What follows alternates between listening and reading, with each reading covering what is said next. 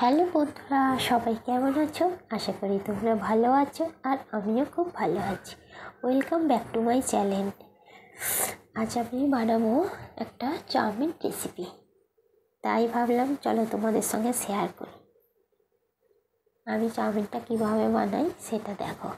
আমি চাউমিনটা আগে থেকে নুন দিয়ে সেদ্ধ করে রেখেছি, জল ঝরিয়ে তার উপরে সাদা তেল দিয়ে রেখেছি যাতে চাউমিনটা ঝরঝরে হয়। সাদা তেলটা দিয়ে দিলে চাউমিনটা জল ঝরানোর পর চাউমিনটা খুব সুন্দর ঝরঝরে হয়, কারো গায়ে লেগে থাকে না। এবার আমি একটুখানি কেটে নিয়েছি অল্প করে বাঁধাকপি, গাজর, আলু আর পেঁয়াজ আর কয়েকটা কাঁচা লঙ্কা চেরা, 2টো ডিম। আজকে আমার বাড়ির কাছে সবজি সেই রকম ছিল না, যেইটা ছিল সেই দিকেই করেছি।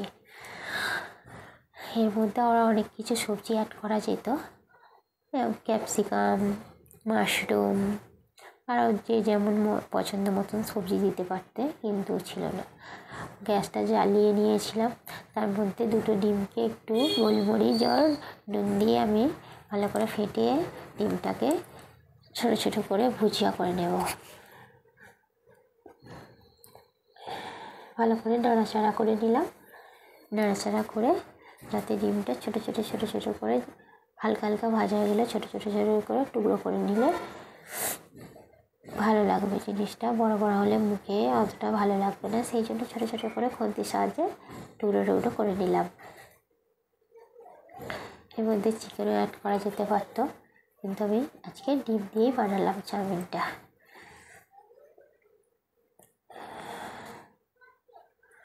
এবার ডিমটা ভাজা হয়ে গেছে, নামিয়ে নিলাম। নামিয়ে এর মধ্যে একটু সাদা তেল অ্যাড করব, আর চাউমিনটা পুরো আমি সাদা তেল দিয়েই করবো। সাদা তেল দিয়ে করলেই জিনিসটা বেশি ভালো লাগবে খেতে। সাদা তেলের মধ্যে আমি কেটে রাখা, তেলটা গরম হয়ে গেলে কেটে রাখা আলুগুলো দিয়ে দেব।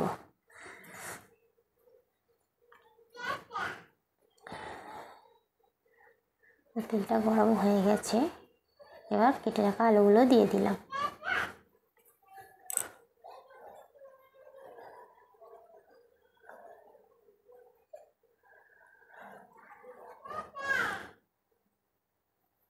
এর মধ্যে পরিমাণ মতো নুন দিয়ে দেব, আর একটু কালার হওয়ার জন্য হালকা করে একদম অল্প পরিমাণে হলুদ দিয়ে দেব, যাতে জিনিসটা সুন্দর দেখতে লাগবে। হলুদ দিয়ে একটু নাড়াচাড়া করে নিলাম। আলুটাও ভাজতে দিয়ে দেবো একটু হালকা।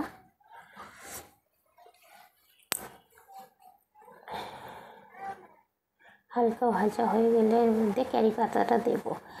আগে দিইনি, তার কারণ কারি পাতাটা আগে দিলে তেলের মধ্যে তেলটা চারিদিকে ছিটকে যাবে, সেই জন্য পরে দিলাম কারি পাতাটা। কারি পাতাটা দিলে একটা সুন্দর একটা স্মেল আসবে, চাউমিনটা একটু টেস্টি আরও বেড়ে যাবে। কেটে রাখা গাজর দিয়ে দিলাম, হালকা নাড়াচাড়া করে তারপরে হালকা একটু সেদ্ধ হয়ে গেলে তারপরে কেটে রাখা বাঁধাকপিটাও অ্যাড করে দেব।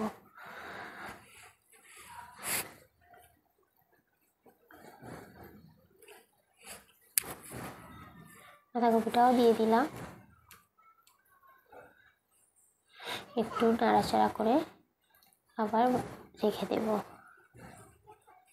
হালকা করে একটু বাঁধাকপিটা নরম হয়ে গেলে তার মধ্যে উপর থেকে হালকা পরিমাণে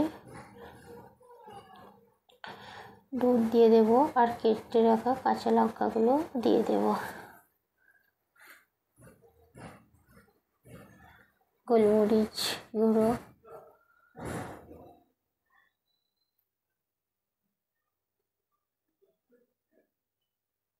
গোলমরিচটা দিয়ে দেব।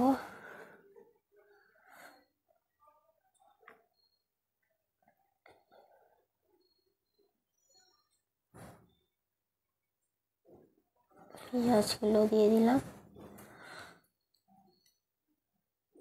কেটে রাখা পেঁয়াজগুলো দিয়ে দিলাম।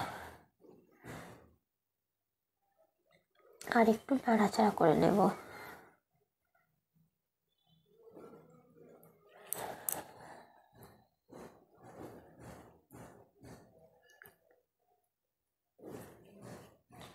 যে যেমন ঝাল খাবে সেই অনুযায়ী ঝালটা দেবে।